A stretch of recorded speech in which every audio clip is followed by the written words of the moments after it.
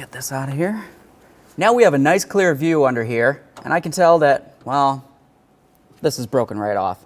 So we need to get the piece out of here. I'm just going to use my little forky tool. You can also use a small pocket screwdriver or whatever you might happen to have.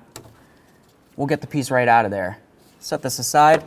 Double check this to make sure it's not damaged in any way. I think it looks perfect. So I'm just going to slide it a little bit to get it out of the way.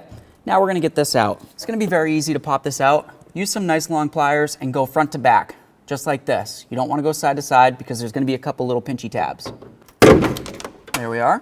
So it would have been better if it was a little bit more controlled, but as you can tell, it was in very poor condition in the first place. Let's go ahead and recycle this, and we're going to get ready for an install. Okay, friends, let's get ready for our install. I'm just going to take this. I'm going to make sure it's aiming straight at the windshield. We don't obviously want the washer nozzle facing towards the front of the truck. Carefully take it, line it up, and press it in. Give it a nice wiggle. Make sure it's nice and secure. Let's get back under the hood. Okay, let's go ahead and plug this back in. Just be careful not to break that new nozzle. Now before we go ahead and put that hood liner back in there, I just wanted to show you you've got a little hooky-doo down over there that it needs to get caught onto. And then over on the passenger side, you're also going to have another one. With that said, let's grab the hood liner and get it installed.